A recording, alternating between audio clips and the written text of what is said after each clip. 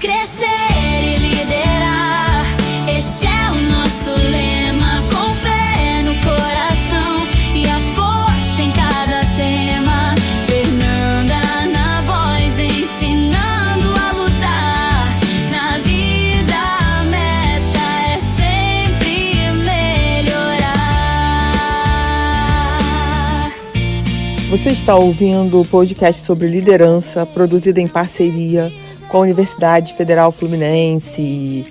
Fala, líder! Eu sou Fernanda Gonçalves, administradora, pós-graduada em Recursos Humanos, treinadora comportamental pelo IFT.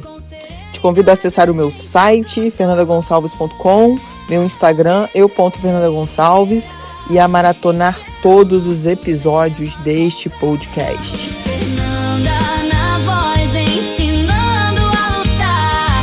Na vida a meta é sempre melhorar. E no episódio de hoje falaremos sobre a armadilha do gênio tóxico. É importante, não desista, nunca seja perseverante, pois o sucesso nasce na mente, no agir. Com esforço conjunto, você vai conseguir.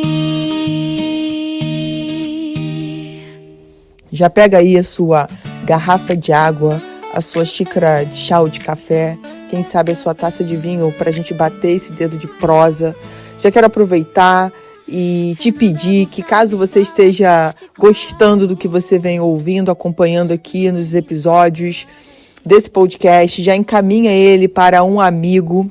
Se possível, avalie aí na plataforma onde você nos ouve, dê uma nota para que esse podcast possa alcançar outras pessoas. Então vamos lá. Bem-vindo a esse segundo episódio da nossa série sobre toxicidade. Hoje nós vamos falar de um personagem que assombra muitos gestores, o gênio tóxico. É aquele colaborador que entrega resultados incríveis, bate todas as metas, mas deixa um rastro de destruição por onde passa. O líder logo pensa: como vou demitir quem mais produz? Hoje vamos descobrir por que manter essa pessoa é, na verdade, um prejuízo disfarçado de lucro. Então vamos falar um pouquinho, sobre essa matemática do prejuízo invisível. Imagine que você tem um carro de corrida, tá? Esse é o seu gênio tóxico. Ele é o mais rápido da pista. Ele ganha todos os troféus, mas ele tem um vazamento de óleo constante. Então, o primeiro ponto aqui que a gente vai precisar olhar é a pista escorregadia. O óleo que ele deixa na pista faz com que todos os outros carros, que nesse caso é o restante do teu time, derrapem, batam ou tenham que dirigir com muito medo.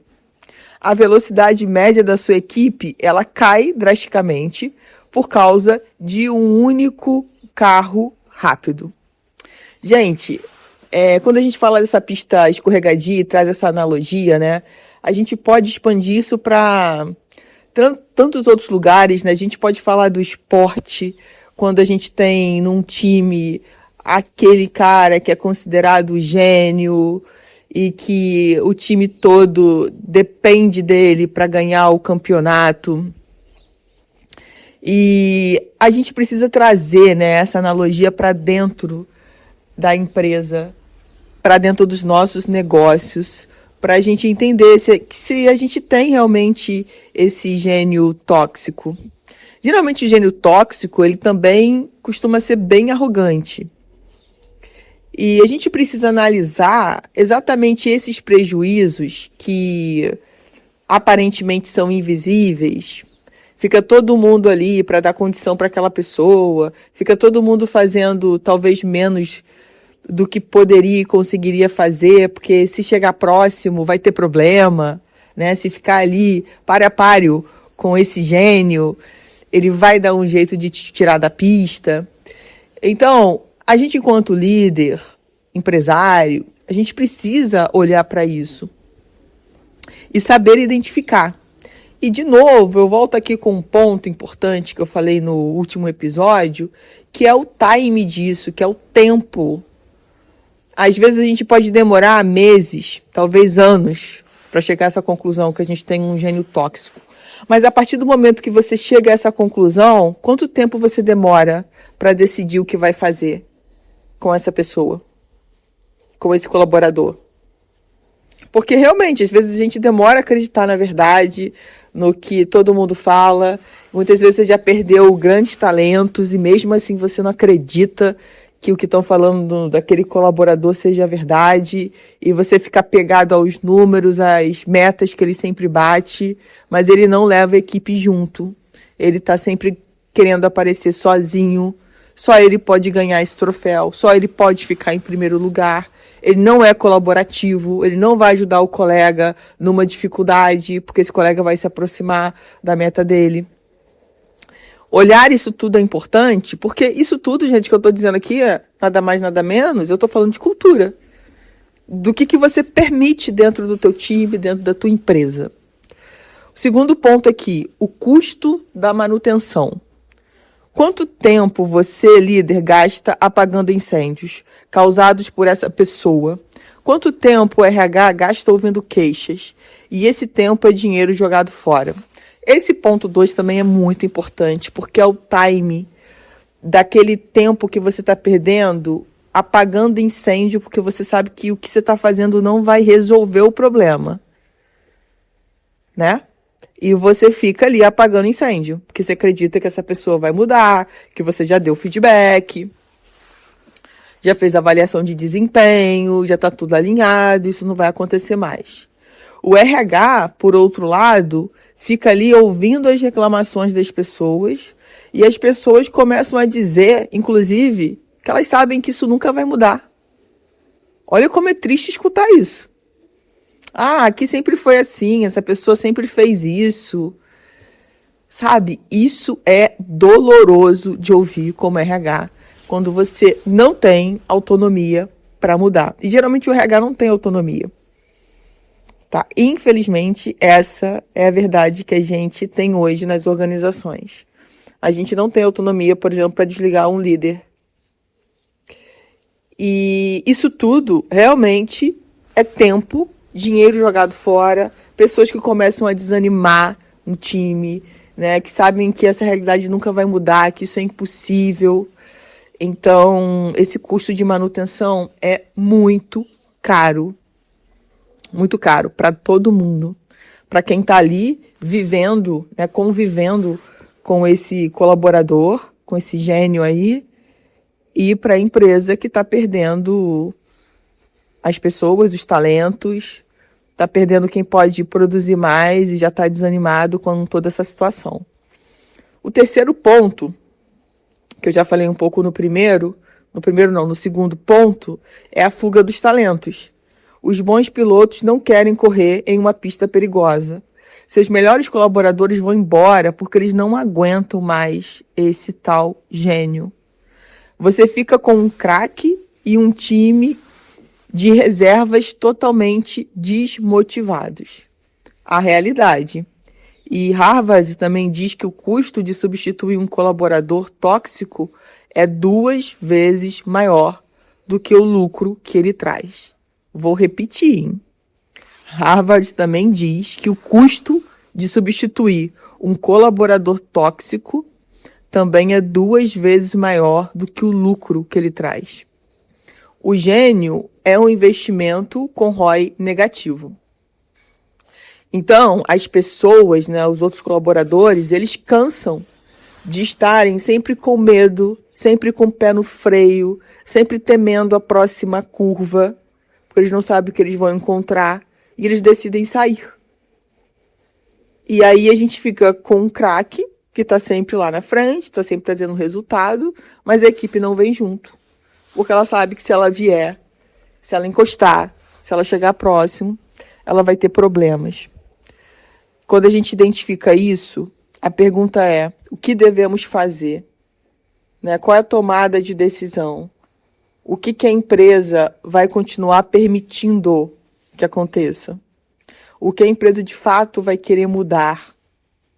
Porque é muito natural, quando a gente tem um colaborador que realmente traz resultados diferente dos demais, querer ficar com esse colaborador. Mas se esse que traz os resultados melhores é o que mina a equipe, isso precisa ser revisto para ontem. Talvez um bom movimento seria dar férias para essa pessoa e vamos ver como é que o time vai se sair nesse mês de férias desse colaborador, para a gente poder analisar melhor e a partir daí tomar uma decisão mais coerente, né, mais próximas de números, sabe? Mas o que é pior dentro das empresas é que nada acontece. Então, temos a constatação, mas ninguém faz nada. Nenhuma decisão é tomada. E aí que os problemas começam cada vez a piorar mais e a trazer para a gente, e para a empresa principalmente, esse prejuízo invisível, que a gente não consegue mensurar, e ao mesmo tempo a gente vê o quanto que isso impacta negativamente dentro dessa equipe. E aí eu falo o tempo todo, e eu penso muito sobre isso, né? A nossa coragem de tomar as decisões, de realmente querer olhar para isso de frente, de buscar formas de conversar até com esse colaborador para saber se ele quer mudar de comportamento. Às vezes também é uma decisão dele não querer mudar, porque ele acredita que o comportamento dele é o certo, o ideal. Isso tudo tem que estar muito bem afinado para que esse líder possa tomar a decisão mais coerente. E aí a gente vai dar sequência aqui para falar da nossa semente da semana, que é o cálculo do impacto. A semente dessa semana é um exercício de honestidade. Pegue o seu maior entregador que tem comportamento difícil. Agora, liste 3 pessoas boas que saíram ou que estão desmotivadas por causa dele. Calcule quanto custaria repor essas 3 pessoas, para você perceber que o brilho dele está custando a luz do resto de todo o time. Então, se a gente quer ver valor, né, trazer a questão monetária, essa informação é super importante. Então, vamos calcular quanto custaria repor essas 3 pessoas? Se a gente acha essas 3 pessoas com facilidade no mercado, qual o valor salarial dessas pessoas?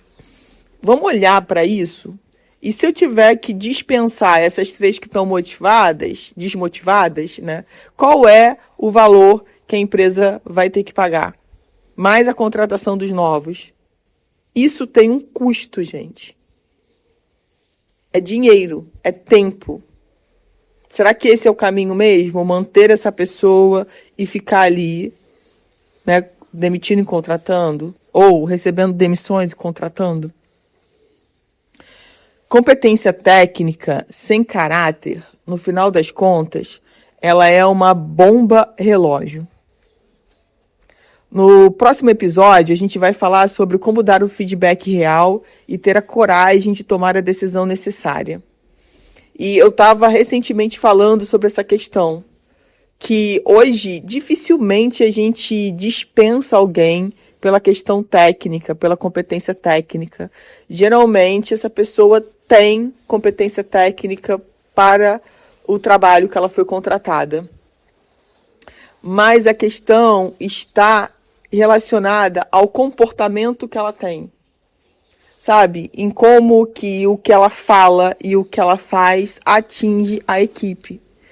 E isso é uma reflexão que eu gosto muito de fazer, particularmente, que é a seguinte: o que eu estou fazendo hoje, quando eu saio da minha casa para ir trabalhar, ou para quem ainda está no sistema de home office, né, senta na sua cadeira, liga o computador e começa a trabalhar, você está ali para dar o seu melhor, para ajudar as pessoas, que sejam os colaboradores, os clientes, os parceiros. Você está ali para ser colaborativo. Então, o que você fala vai influenciar de qualquer maneira. A pergunta é: você tem influenciado de uma maneira positiva ou negativa dentro dos ambientes que você está. Vamos sair da empresa, vamos pensar na nossa casa, no nosso lar, nos lugares que a gente costuma ir, né? A academia, enfim, talvez a igreja. E aí, você tem sido uma pessoa que geralmente as pessoas querem ouvir e você influencia positivamente aquele ambiente? Ou você influencia negativamente? É claro que a gente não está todos os dias, né, para só falar coisas boas. Mas quando eu falo de pensar colaborativamente e agir colaborativamente, é também de querer enfrentar a verdade do que está acontecendo. E saber falar com respeito para o outro. Porque senão a gente não consegue zerar essa conta. E aí, como eu também vivo repetindo, o óbvio precisa ser dito. Muitas vezes o que é óbvio para mim não é óbvio para o outro. E eu preciso expressar esse óbvio para o outro. E o que acontece muitas vezes dentro da empresa é que é alimentada a cultura de que a gente não precisa ser tão sincero, né? A gente não precisa falar o que está acontecendo. Vamos deixar isso entre linhas, né? Cada um entende do jeito que quiser. Será que esse é o caminho? Será que realmente esse é o caminho que a gente deve trilhar dentro das empresas? O que a gente tem feito de positivo? O que a gente tem falado assim, gente, isso não pode mais continuar. Vamos olhar para isso, basta. E aí o que a gente faz com o que a gente já constatou há 15 anos e que não muda? Então, gente, é um trabalho, com certeza, de muita ética, muita responsabilidade, muita resiliência. Mas acho que chega um momento em que a gente precisa realmente olhar para esses desafios, saber o que a empresa quer de fato fazer com isso e como a gente assume essa responsabilidade. E, de repente, se a empresa quiser manter aquela pessoa, né? A gente está falando aqui do gênio tóxico. Ah, não, a gente vai manter, ele é o melhor do time, não tem por que mandar embora e ponto final. Talvez seja escolha nossa sair desse ambiente. Porque a gente, enquanto líder, vai ficar a vida toda trabalhando a equipe, que não vai ficar, por causa exatamente dessa pessoa que não quer mudar. Então, talvez quem tenha que sair somos nós, líderes, sabe? Então, pensar sobre isso e colocar isso para a diretoria. Então, então quem vai pedir as contas dessa vez, né? Sou eu, porque não tem como, eu não quero ficar nesse trabalho em que eu não consigo fazer com que a minha equipe fique. E não fica por causa desse gênio que a gente tem aqui. E feedback já foi dado, já fizemos avaliação, e essa pessoa não quer mudar, ela já deixou claro. Até porque ela entende que ela trabalhou a vida toda fazendo assim e deu certo aqui, né? Que ela tem resultados, nós sabemos que ela traz resultados, mas hoje a gente enxerga esse impacto invisível, negativo, que ela traz para a organização. Fernanda Gonçalves fala forte e claro. No caminho certo ela vai te guiar. No podcast... Você ouviu mais um episódio do podcast sobre a armadilha do gênio tóxico, da Universidade Federal Fluminense. Caso deseje enviar alguma mensagem, envie para o nosso WhatsApp, DDD 22 99 222 1003, colocando no assunto da mensagem o meu nome. Para mais informações sobre os nossos projetos, acesse fernandagonçalves.com. Crescer e liderar, este é o nosso lema.